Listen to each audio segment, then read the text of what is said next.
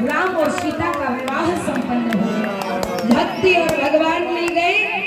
भगवान श्री राम ने जब अयोध्या से जनकपुरी की यात्रा की तो 3 मिले, ताड़का, अहिल्या और सीता।